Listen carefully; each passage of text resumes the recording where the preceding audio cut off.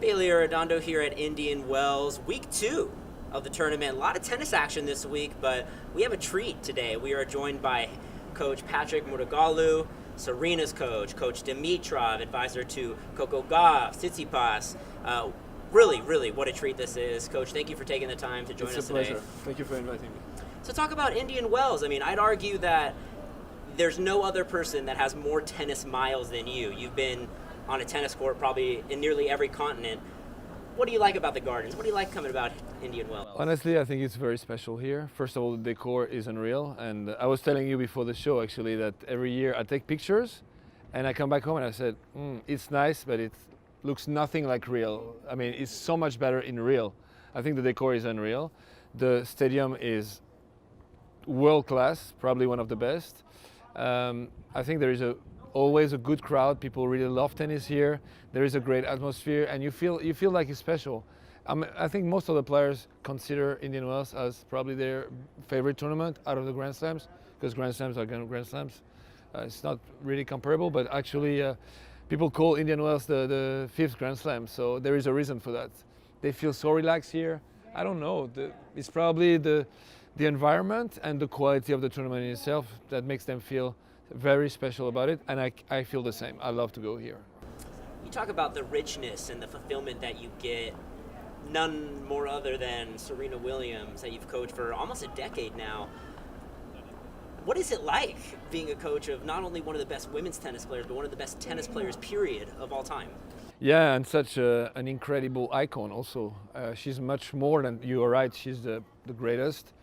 She has 23 Grand Slams now, but also she's an incredible personality. I think she's been able to transcend her sport, to change her sport also with her sister Venus. So she's much more than tennis. What is it? It's inspiring.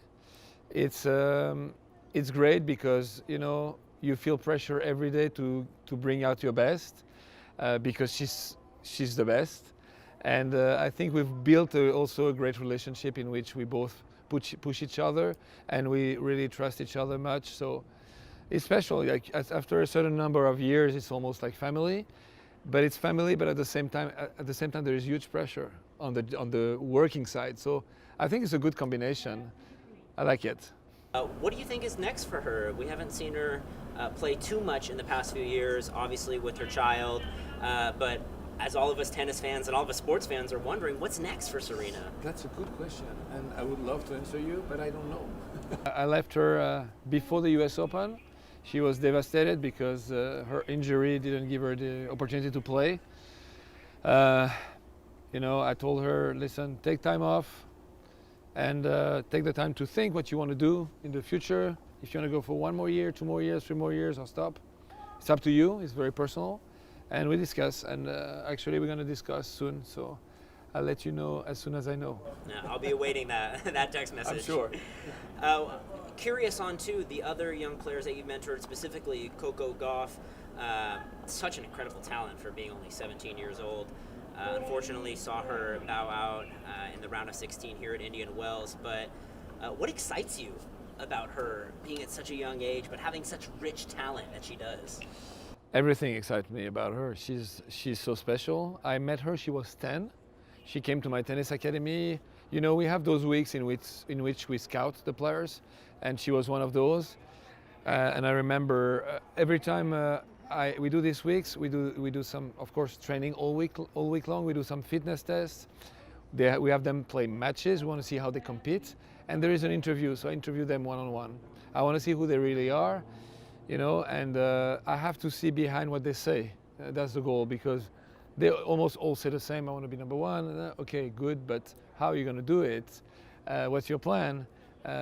What special do you have? Whatever, do you have anything special that makes you think you're going to be number 1? So all those questions that help me find a way to get what they really have inside. And I remember how I was shocked by her, like 10 years old, so driven already. So mature for 10, so driven. She knew what she wanted so badly, and the whole week was incredible. And I said to the team, there is zero doubt, this one, she's really special.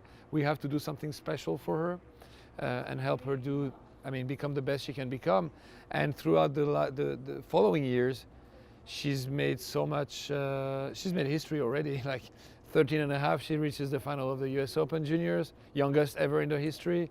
Then at 15, she qualifies for Wimbledon and reaches second week, youngest ever to qualify in Wimbledon.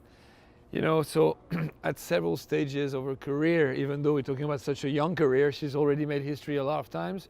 And what impresses me the most is her ability to handle pressure at only 15, 16, 17, because, you know, as she's made history several times already, there is so much expectation on her shoulders from everyone.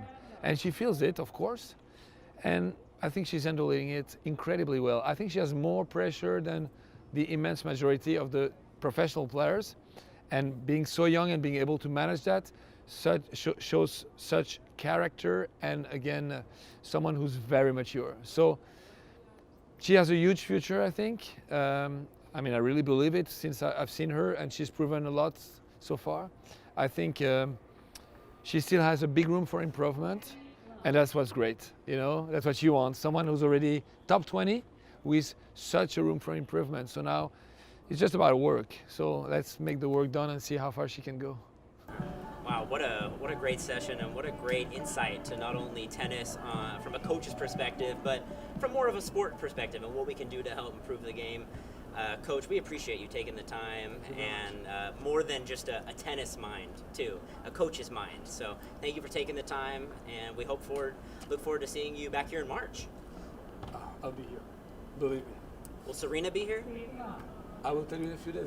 I send you a text message. We'll be checking for that text message. Thank you for the invitation. Yes, thank you, Coach. Appreciate it.